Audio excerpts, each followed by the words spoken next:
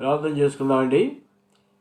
ప్రేమ కలిగిన మా తండ్రి, పరిశుద్ధుడైన మా దేవా, మహిమ గల మీ నామను బట్టి మీ పాదాలకు వందనాలు, స్తుతులు, స్తోత్రాలు చెల్లిస్తున్నాం నాయన. పగలంతా మమ్మల్ని కనికరించి కాపాడి భద్రపరిచి ఈ రాత్రికాల సమయంలో మీ సన్నిధిలో మాకు ఇచ్చిన ఈ మంచి ప్రార్థనా సమయం బట్టి మీకు స్తోత్రాలు చెల్లిస్తున్నాం నాయన. మా మధ్యలో మీరు ఉండండి. ఆన్లైన్లో కనెక్ట్ అయిన బిడ్డలందరిని బట్టి వందనాలు. ప్రయాణంలో ఎవరైనా ఉంటే మా తండ్రి, మీ బిడ్డలకు మీ సన్నిధి తోడుగా ఉంచి క్షేమంగా మా మధ్యకి నడిపించండి. మా దేవా, దయ చూపించండి, సహాయం చేయండి, కృప చూపించండి. ఆన్లైన్లో కనెక్ట్ అయిన బిడ్డలందరూ కూడా ప్రార్థన ఆత్మను వారికి అనుగ్రహించి ప్రార్థించడానికి సహాయం చేయండి. నన్ను కూడా మీరు కనికరించి మీ సిలువు చాటును మరుగుపరచండి. మా తండ్రి, మమ్మల్ని మీ స్వాధీనపరుచుకుంటూ యేసు ప్రభు నామంలో స్తుతించి ప్రార్థించి వేడుకుంటున్నాము తండ్రి, ఆమేన్. పాఠ సంఖ్య 581. విసుగాకుండా నిత్యము ప్రార్థించవలనని. 581 పాత నంబరు 494. విసుగాకుండా నిత్యము ప్రార్థించవలెనని విశదముగా నుడివితివి. విసుగాకుండా నిత్యము ఏకీభవించి భూమిపైన ఇద్దరు వేడుకొను సంగతులను గూర్చి. ఏకీభవించి భూమిపైన ఇద్దరు వేడుకొను సంగతులను గూర్చి.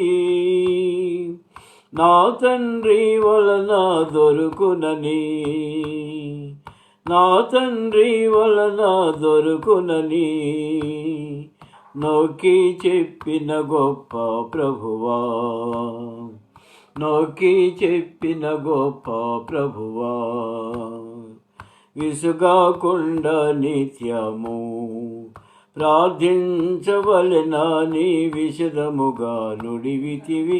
విసుగాకుండా నిత్యము.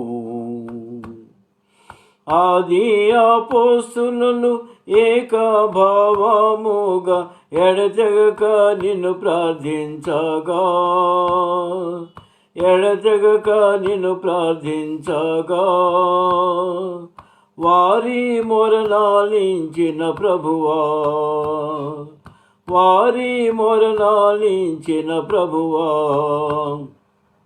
మా మొర నీ చెంతకు రానిమ్ము, మా మొర నీ చెంతకు రానిమ్ము. విసుగాకుండా నిత్యము ప్రార్థించవలెనని విశదముగా నుడివితివి. విసుగాకుండా నిత్యము. ఇద్దరు ముగ్గురు నా నామమున ఎక్కడ, ఇద్దరు ముగ్గురు నా నామమున ఎక్కడ విసుగాక కూడియుందురో, విసుగాక కూడియుందురో.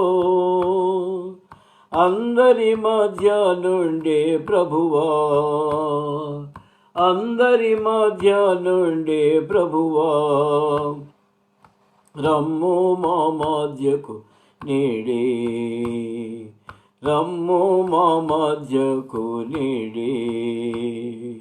విసుగాకుండా నిత్యము ప్రార్థించవలెనని విశదముగా నుడివితివి. విసుగాకుండా నిత్యము. కొంచెంసేపు దేవుని వాక్యం చూసుకుందామండి.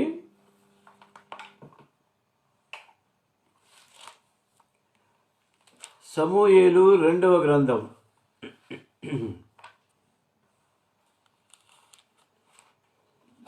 సమూయేలు 2వ గ్రంథము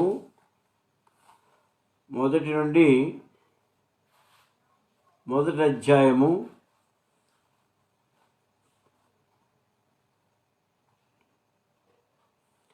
3 వచనాలు చదువుకుందామండి. 2వ సమూయేలు 1వ అధ్యాయము 3 వచనాలు. దావీదు అమాలేకీయులను హతము చేసి తిరిగి వచ్చెను. సౌలు మృతి నొందిన తరువాత అతడు సిక్లగులో 2 దినములుండెను. మూడవ దినమున బట్టలు చింపుకొని తల మీద బుగ్గి పోసుకున్న ఒకడు సౌలు నొద్దనున్న దండులో నుండి వచ్చెను. అతడు దావీదును దర్శించి నేలను సాగిలపడి నమస్కారం చేయగా, దావీదు, నీవెక్కడి నుండి వచ్చితివని అడిగాను. అందుకు వాడు, ఇశ్రాయేలు సైన్యముల నుండి నేను తప్పించుకొని వచ్చి తిని అనేను. ప్రేమగల మా తండ్రి, మరొకసారి మీ సన్నిధిలో ప్రార్థించుకుంటున్నావు నాయన. మీ లేఖన భాగం ధ్యానించుటకు సహాయం చేయండి. మీ ఆత్మతో మమ్మల్ని నింపండి. మా ప్రభా, చేరి వచ్చినటువంటి మమ్మల్ని అందరినీ మీరు మీ ఆత్మ చేత దర్శించి బలపరచమని వేడుకుంటున్నాను. ప్రార్థించే ఆత్మను మాకు దయచేయమని వేడుకుంటున్నాను. మమ్మల్ని మీ స్వాధీనపరచుకుంటూ మీ లేఖన భాగాల ద్వారా మీరే నాతో మాతో మాట్లాడమని యేసు ప్రభు నామములో స్తుతించి ప్రార్థించి వేడుకుంటున్నాము తండ్రి. ఆమేన్. ప్రియమైన వాళ్ళరా, సమూయేలు 2వ గ్రంథము అని మనం ధ్యానిస్తున్నాము. నిజానికి హెబ్రూ బైబిల్ కనుక మనం చూసినట్లయితే, హీబ్రూ బైబిల్ 1 సమూయేలు 2 సమూయేలు ఒకటే గ్రంథంగా ఉంది. సమూయేలు గ్రంథములు రాయబడింది. అయితే తెలుగు బైబిల్లో మనకు ట్రాన్స్లేషన్లో ఈ విధంగా మరి 1 సమూయేలు 2 సమూయేలు అని విడివిడిగా రాయటం జరిగింది. ఇందులో 2 సమూయేలు గ్రంథంలో ప్రత్యేకమైనటువంటి సంగతులు మరి ఎక్కువగానే ఉంటాయి. కానీ ఈ పీరియడ్ మాత్రం 1 సమూయేలు 16వ అధ్యాయం 12వ వచనం నుంచి కవర్ చేస్తారు. 1 సమూయేలు 16వ అధ్యాయం 12వ వచనం నుంచి 1 రాజులు 2వ అధ్యాయం 11వ వచనం వరకు ఈ గ్రంథము ఆ మధ్యకాలంలో జరిగినటువంటి సంఘటనలు, విశేషమైన కార్యాలు ఈ బుక్లో మనం చదవగలం. ఇందులో ప్రాముఖ్యమైనటువంటి విశేషమైనటువంటి సంఘటన ఏంటంటే, దేవుడు దావీదుతో ఇచ్చినటువంటి నిబంధన స్థిరపరిచేదానికి, దావీదు యొక్క సింహాసనం స్థిరపరిచేదానికి దేవుని యొక్క ఏర్పాటు ఇందులో ఏ విధంగా జరిగిందో ఇందులో వ్రాయబడింది. ఈ గ్రంథానికి ప్రాముఖ్యమైనటువంటి భాగం అదే. కాబట్టి యెరూషలేములో దేవుడు దావీదు యొక్క సింహాసనాన్ని స్థిరపరుస్తున్నాడు. ఆ భాగము దావీదు సింహాసనానికి రావడానికి ఎన్ని మలుపులు తిరిగిందో చరిత్రలో మనం చదవగలం. మరి ఈ గ్రంథము 2వ సమూయేలు గ్రంథము, దాని కాలమంతా కూడా 40 సంవత్సరాలు. 40 సంవత్సరాల కాలంలో జరిగింది. ఈ గ్రంథాన్ని 3 భాగాలుగా విభజించవచ్చు. మొదటి భాగం ఏంటంటే, సౌలు ఇశ్రాయేలుకు మొట్టమొదటి రాజు అయిన సౌలు మరణించటం,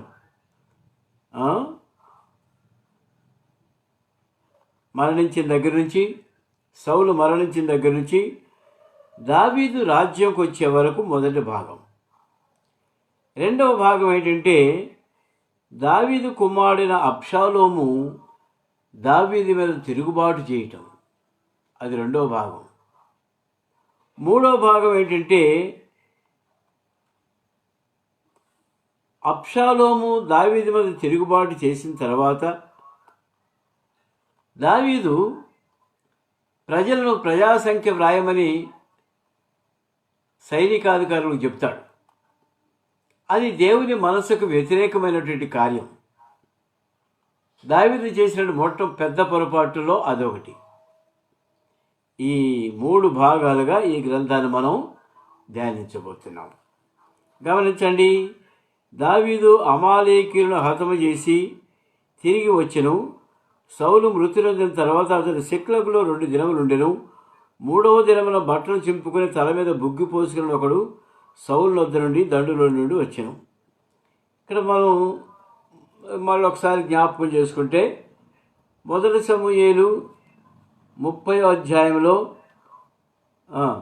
31వ అధ్యాయంలో సౌలు మరణిస్తాడు, యుద్ధంలో మరణిస్తాడు. యుద్ధంలో మరణించినప్పుడు చెప్పినటువంటి జరిగినటువంటి విశేషాలు ఏంటంటే, సౌలు యుద్ధంలో ఉంటున్నప్పుడు అంబులు వేసేవాళ్ళు, బాణాలు వేసేవాళ్ళు విశేషంగా వచ్చి సౌలు చుట్టూ చుట్టుకొని సౌలు బాణాలతో కొట్టేస్తాడు. రక్తం కారుతూ ఉంటుండగా సౌలు గాయాలతో సొమ్మసిల్లిపోయినప్పుడు తన ఆయుధాలు మోసేవాడిని నన్ను చంపు అని సౌలు అడుగుతాడు. అయితే ఆయుధములు మోసేవాడు, నేను నిన్ను చంపలేను, నువ్వు యెహోవా చేత అభిషేకం తినవాడు, నాకు రాజువు, నా ఏలినవాడు కనుక నిన్ను నేను చంపలేను అని చెప్తాడు. 31వ అధ్యాయము 5వ వచనం చూడండి. సౌలు 4వ వచనం, సొమ్మత లేని వీరు వచ్చి నన్ను పొడిచి అపహాస్యం చేయకూడనట్లు నీ కత్తి దూసి దాని చేత నన్ను పొడుమని తన ఆయుధములు మోయవంతో చెప్పగా అతడు భయము చేత అలాగూ చేయనొల్లకుండెను. కనుక సౌలు తన కత్తి పట్టుకొని దాని మీద పడిను. సౌలు మరణమాయనని అతని ఆయుధములు మోయేవాడు తాను కత్తి మీద పడి అతనితో కూడా మరణమాయను. దావీదు అంతకు ముందు ఒకసారి చెబుతాడు, దేవుని చేత అభిషేకించబడిన వాడిని నేను చంపను అని. యువతలకు వచ్చిన తర్వాత యుద్ధంలోనో ఎక్కడోనా యుద్ధంలో చనిపోతాడు సౌలు అని దావీదు పలికిన మాట మనం జ్ఞాపకం చేసుకోవాలి. ప్రియమైన వలన అది ఏ మనసుతో దావీదు చెప్పాడో కానీ, ఏ ఆత్మతో చెప్పాడో కానీ సౌలు యుద్ధంలోనే చనిపోయాడు. సౌలును ఎవరు చంపలా, తానే చనిపోయాడు కదండి. తన కత్తి మీద పడి దాన్ని చనిపోయాడు. మరి ముఖ్యంగా సున్నతి లేని ఫిలిష్తీయుల చేత చంపబడలేదు, తన ఖడ్గం మీద తానే పడి చనిపోయాడు. ఎప్పుడైతే రాజు చనిపోయాడో ఆయుధములు మోసేవాడు కూడా కత్తి మీద పడి చనిపోయాడు. సున్నతి లేని ఫిలిష్తీయులతో మాత్రం చంపబడలేదు. అది ఒకటి జ్ఞాపకం చేసుకోవాలి. ప్రియమైన వలన ఎవరి మరణం ఏ విధంగా ఉంటుందో ఎవరు చెప్పలేరు కదండి. అందుకనే కొంతమంది పెద్దవారు మాట్లాడగా నాకు ఆ మాటలు చెవుల్లో ఉన్నాయి. ఏంటంటే, ప్రభువా, నా మరణ సమయంలో నేను ఎవరికి మరి ఇబ్బంది పెట్టకుండా నన్ను సుఖంగా తీసుకొని వెళ్ళు. మంచాన పడి నవిసి ఉండటం అనేది చాలా భయంకరమైన పరిస్థితి అని. అటువంటి మరణం నాకు వద్దు ప్రభువా, సుఖమైన మరణం నాకు దయచేయమని వాళ్ళు ప్రార్థిస్తూ వచ్చారు. దేవుడు మరి కొంతమందిని అదే విధంగా తీసుకుని వెళ్ళిపోయాడు. మంచం మీద పడకుండా, ఎవరి చేతుల్లో పడకుండా దేవుడు సుఖమైన మరణాన్ని కొంతమందికి ప్రసాదిస్తాడు. అది దేవుని వశంలో ఉంది, ఎవరిని మనం అనుకోవటానికి లేదు. కనుక ప్రియమైన వలన అటువంటి మరణం సౌలు తనంతట తానే తన ఖడ్గం మీద పడి చనిపోయాడు. ఇప్పుడు ఒక వర్తమానం తీసుకొచ్చినప్పుడు ఒకడు వచ్చాడు చూడండి.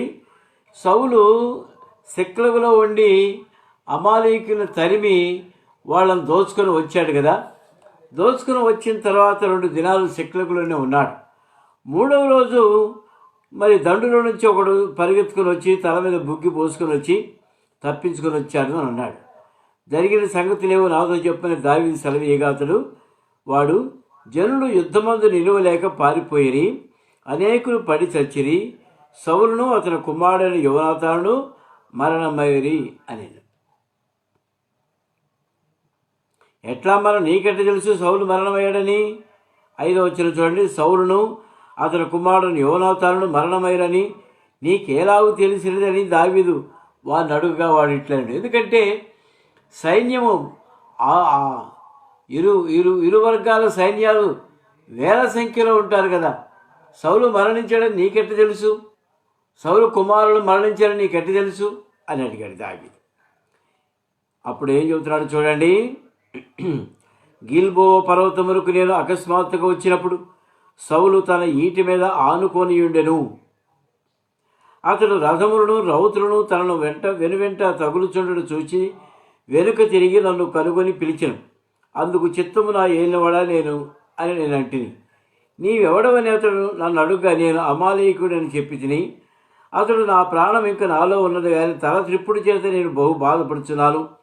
నీవు నా దగ్గర నిలువబడి నన్ను చంపమని సెలవీగా ఇలాగ పడిన తర్వాత అతను బ్రతుకుడని నేను నిశ్చయించుకొని అతని దగ్గర నిలిచి అతను చంపి తిని, తరువాత అతని తల మీద ఉన్న కిరీటమును హస్త కంకణమును తీసుకొని నా ఏలినవాడవైన నీ యొద్దకు వాటిని తెచ్చి ఉన్నాను అని. ఏమండి, ఇక్కడ చాలామందికి వచ్చే డౌట్ ఏంటంటే, మొదటి సమూయేలు 31వ అధ్యాయంలో 5వ వచనంలో వ్రాయబడినటువంటి సౌలు మరణం గురించి వ్రాయబడిన సత్యాలు వేరు. ఇక్కడ 2వ సమూయేలు గ్రంథంలో 1వ అధ్యాయంలో 8 నుంచి చెప్పిన మాటలు వేరు. ఏది కరెక్టు? బైబిల్లో తప్పులు రాస్తారా? ఏమండి, బైబిల్లో అబద్ధాలు రాస్తారా? ప్రియమైన వల్లరా, దీనికి ఆన్సర్ ఏంటంటే, ఈ వార్తాహరుడు వచ్చాడే ఇప్పుడు 2వ సమూయేలు గ్రంథంలో వార్తాహరుడు, అతను ఏం చేశాడంటే దావీదు యొక్క మన్నన పొందేదానికి, దావీదు యొక్క మంచితనం సంపాదించుకునేదానికి అతను ఈ విధంగా అబద్ధం ఆడుతున్నాడు. నిజమే, గిల్బో పర్వతానికి వెళ్ళిన వాటి నిజమే, సౌలు ఈటి మీద పడి ఉండటం నిజమే, కత్తి మీదనే పడ్డాడు, ఈటి మీద కాదు, కత్తి మీదనే పడి చనిపోయాడు. ఆ క్షణంలోనే వెళ్ళి ఉంటాడు ఇతను. కనుక సౌలు యొక్క కిరీటాన్ని చేతికి ఉండేటువంటి ఆ కంకణాలను తీసుకొని వచ్చానని చెప్పాడు. వాడు ఇంటికి పోవచ్చు కదా అవన్నీ తీసుకొని. కానీ ఆ విధంగా ఇంటికి వెళ్ళినంత మాత్రంలో ఇతడి భవిష్యత్తు అక్కడికి ఆగదు. ఎప్పుడూ తోలనాడకూడదు. కొంతమంది దొంగ సేవకులు ఉంటారు, వాళ్ళ సంగతి ఇప్పుడు వద్దు మనకు.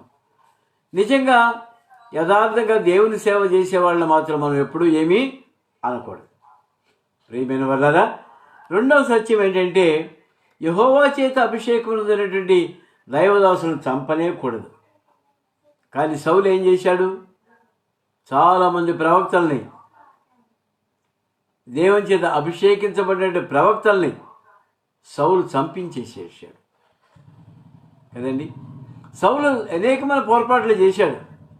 దావీదు మాత్రం పొరపాటు చేస్తే దానికి కూడా ఆస్కారం వచ్చినా కూడా తప్పు చేయకుండా ప్రాణ రక్షణ కలిగించాడు, కానీ ప్రాణహాని సౌలుకి చేయలేదు. యోనాతాను దావీదు ఎంతో స్నేహంగా ఉండేవాడు. ఇకపోతే మూడవది ఏంటంటే, అబద్ధం చెప్పిన వెంటనే శిక్ష ఇక్కడ కలిగింది. పాత నిబంధన కాలంలో అప్పుడు కృపాయుగం కాదు కాబట్టి, కృపాసత్య సంపూర్ణుడైన యేసు ప్రభు వారు అప్పుడు ప్రజల మధ్యలో లేడు కాబట్టి, దేవుడే పరిపాలిస్తున్నాడు కనుక కృప అనేది అప్పుడు లేదు. అబద్ధం చెప్పాడంటే వాడిని అక్కడక్కడే చంపేయటమే. యేసు ప్రభువారు కూడా అంటారు, కంటికి కన్ను పంటికి పన్ను అని మాట చెప్పిన మాట మీరు విన్నారు కదా. కాబట్టి ఆ ధర్మశాస్త్రంలో నుండి ఆ ఆజ్ఞను మనం తూచా తప్పకుండా ఆచరించాల్సిందే. అయితే కృప వచ్చిన తర్వాత, యేసుక్రీస్తు ప్రభువారు వచ్చిన తర్వాత క్షమాపణ అడిగినట్లయితే మన ప్రభు మనను క్షమించేవాడుకుంటున్నాడు. ఎంతవరకు క్షమించగలడండి? తనకిష్టమైనన్ని సార్లు మనం క్షమించగలడు. అంటే దానికి లెక్క లేదు. నువ్వు ఎన్ని తప్పులను చెయ్యి. అయితే తెలిసి చేసినవైతే ప్రభు క్షమించడు. దేవుని పరిశుద్ధాత్మను దూషించే వారికి క్షమాపణ అనేదే లేదు. ప్రియమైన వాళ్ళరా, ఇక్కడ అబద్ధం చెప్పాడు కనుక వెంటనే శిక్షకు పాత్రుడైపోయాడు. ఎంత భయంకరమైన పరిస్థితి చూడండి. అన్యాయం, అనవసరంగా అబద్ధం ఆడాడు. అయ్యా నేను చూశాను, చనిపోయి ఉన్నాడు, అవి తీసుకొచ్చాను అని అంటే సరిపోయేది. నేనే చంపానని గొప్పగా చెప్పుకునేసరికి చంపేసేసాడు. ముందుకు వెళ్ళిపోదామండి. కనుక మనం కూడా మన నిత్య జీవితంలో, డైలీ జీవితంలో సాధ్యమైనంత వరకు అబద్ధం చెప్పకుండా ఉండేదానికి ప్రయత్నం చేయాలి మనం. అంటే ఏంటి, ఇంత డొంక తెలుగుడుగా చెప్తున్నానంటే ఏంటి, ప్రతి ఒక్కళ్ళు కూడా ఏదో ఒక విషయంలో గబక్కన అబద్ధం చెప్పేసేస్తాం.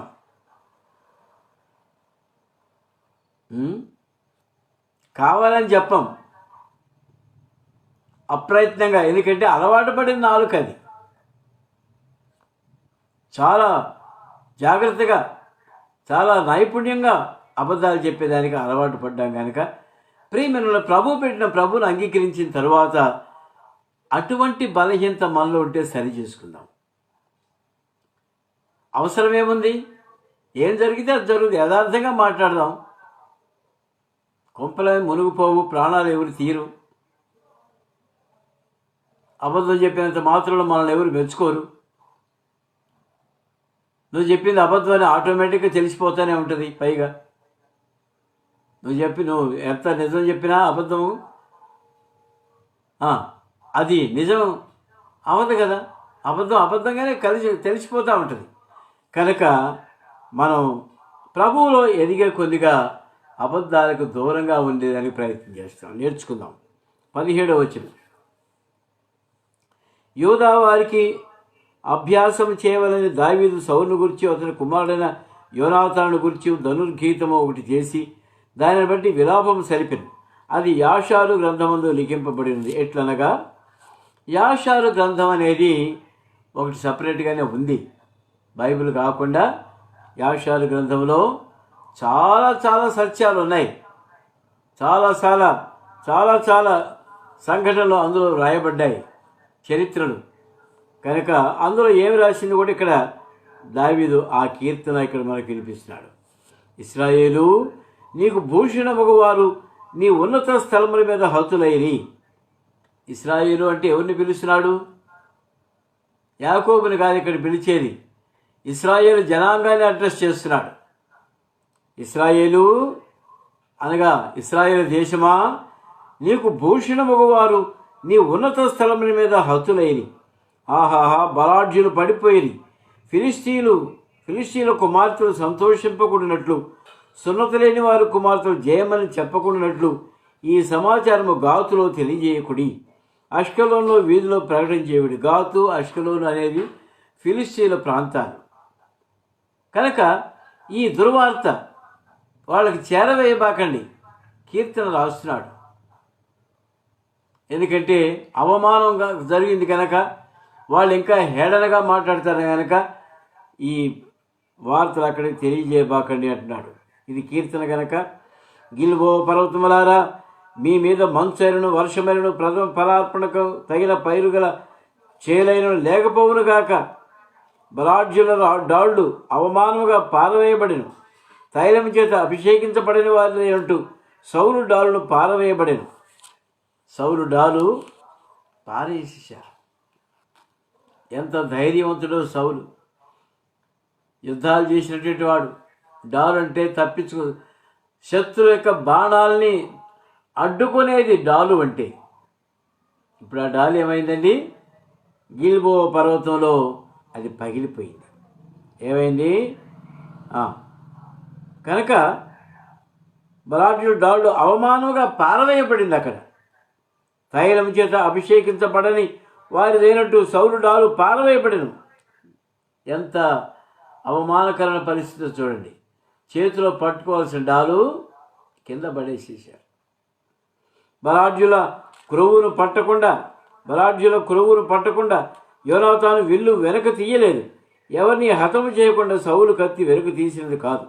సౌలును యోనాతాను బ్రతుకునందు సరస్సులుగాను నెనరుగల వారుగాను ఉండిరి. తమ మరణమందైనను వారు ఒకరొకరు ఎడబాసిన వారు కారు. వారి పక్షిరాజుల వడి కంటే వడిగలవారు, సింహము కంటే బలము కలిగిన వారు. ప్రియమైన వల్ల దేవుడు ఆ విధంగా వాళ్ళ కోసం ఏర్పాటు చేశాడు. ఈ యుద్ధంలో నీవు నీ కుమారులు మరణిస్తారని దేవుడు ఎప్పుడో చెప్పేసేశాడు. అదేవిధంగా వాళ్ళు యుద్ధంలోనే మరణించారు. సింహము కంటే బలము గలవారని దావీదు వర్ణిస్తున్నాడు. ఇశ్రాయేలు కుమార్తెలారా, సౌలు గురించి ఏడుడి, అతడు మీకు ఇంపైన రక్తవర్ణపు వస్త్రములు ధరింపజేసినవాడు, బంగారు నగలు మీకు పెట్టినవాడు. యుద్ధరంగమునందు బలాఢ్యులు పడి ఉన్నారు. నీ ఉన్నత స్థలంలో యోనాతాను హతమాయను. నా సహోదరుడా యోనాతానా, నీవు నాకు అతి మనోహరుడవై ఉంటివి. నీ నిమిత్తము నేను శోకము చెందుచున్నాను. నా యందు నీకున్న ప్రేమ బహు వింతైనది. ఈ మాటలు మళ్ళీ ఎప్పుడైనా ఒక వర్తమానం కొరకు మనం ధ్యానించడానికి ప్రభు సహాయపడిన కాక. యోనాతానుకు దావీదుకున్నటువంటి ఆ అవినాభావ ప్రేమ సంబంధమైనటువంటి ఆ ప్రేమ ఎటువంటిది ఇక్కడ వర్ణిస్తున్నాడు. నీవు నాకు అతి మనోహరుడు అయి ఉన్నావు. నీ నిమిత్తం నేను బహు శోకము నొందుచున్నాను. నా యందు నీకున్న ప్రేమ బహు వింతైనది. ఏమండి, దావీదు పట్ల యోనాతానుకున్న ప్రేమ వింతైనది. అంటే వింత అంటే ఆశ్చర్యమే కదా. మనం ఏ మంచి చేయకపోయినప్పటికీ మనల్ని ప్రేమిస్తున్నారు అంటే అది వింతైనటువంటి ప్రేమ కదా. యేసుక్రీస్తు ప్రభువారిని కూడా మనం అనేక సార్లు తోలనాడుతున్నప్పటికీ ప్రభు మనల్ని ఇంకా ప్రేమిస్తూనే ఉన్నాడు. అది మనకు వింతైన ప్రేమ కదా. ప్రభు సన్నిధిలో మనం ప్రార్థించబోయినప్పటికీ ప్రభు మనల్ని కాపాడుతూనే ఉన్నాడు. అది వింతైన ప్రేమ కాదా. తల్లి కంటే తండ్రి కంటే మిక్కుటమైన ప్రేమ చూపిస్తున్నటువంటి మన ప్రభు అయిన యేసుక్రీస్తు వారి యొక్క ప్రేమ, మన పట్ల ఉండే ప్రేమ అది వింతైనది. స్త్రీలు చూపు ప్రేమ కంటేనో అది అధికమైనది. అయ్యయ్యో, బలాఢ్యులు పడిపోయి యుద్ధ సన్నద్ధులు నశించిపోయి. ప్రేమ బలాఢ్యులు ఇశ్రాయేల్ దేశంలో కూలిపోయారు. కారణం సౌలు యొక్క అవిధేయత వల్ల. సౌలు దేవుని నమ్మకంగా వెంబడించలేకపోవటం, ఆజ్ఞను నెరవేర్చలేకపోవటం వల్ల రాజ్యం పోగొట్టుకున్నాడు, కుమారులను పోగొట్టుకున్నాడు, చివరికి తననే పోగొట్టుకున్నాడు. నేర్చుకుందాం, సౌలును చూసి నేర్చుకుందాం. ఆజ్ఞను అతిక్రమించేవాడు వర్ధిల్లడు, అతిక్రమణ దాచిపెట్టువాడు వర్ధిల్లడు. కనుక ప్రియమైన ప్రభు బిడ్డలంగా మనము వాక్యానుసారంగా నడుచుకుంటే అది మనకెంతో ఆశీర్వాదకరం. ఇందాక చూసాం, చిన్న చిన్న బలహీనతలు మనలో ఉంటే తీసివేసుకొని సరి చేసుకుందాం. దేవుని ఆజ్ఞను శిరసావిస్తాం, ప్రభువును ప్రేమిస్తాం, ప్రభు మనల్ని ఆశీర్వదిస్తాడు. దేవుడు తన లేఖన భాగాలు జీవించిన కాక. ప్రార్థనలో